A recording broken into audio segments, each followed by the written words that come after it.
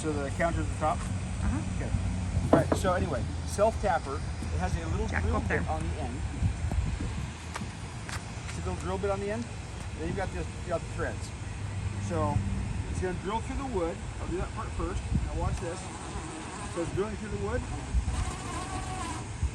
and it stops. So it stopped right there. Now we're gonna drill through the steel. There's a hole there. I mean, another one. Okay, let's try again, Papa. Explain it I'm again to finding them. the holes. That's awesome. Okay, so I'll go next to it. There should not be a hole already here.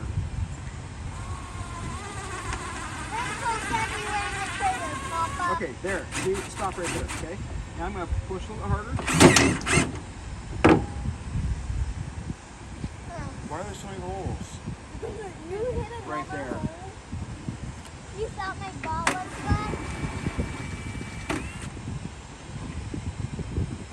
Okay, yeah. Maybe there we go. There. Now you can see the difference, right? Yeah. Maybe. So, construction worker, yes. But I've always had a hard time with eyeballing stuff. Like when you put sheetrock in, you have to go right down a stud. Forget about it. I've got to measure it out and put a chalk line. I've got to snap a chalk, string line, put chalk on there so I know where to put the screws. It slows me down a lot, and people get upset about it that I'm working with, but it's the only way I can seem to do it.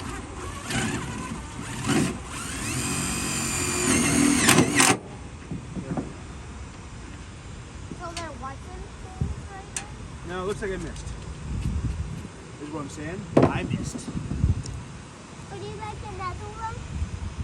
He's got one. So you're not finding things? He Oh, another screw. Another what? screw. Self-tapper. Oh, it's a smaller flange than I thought it was. You can get some more screws. Okay, guys, don't Very lose those. cool thing.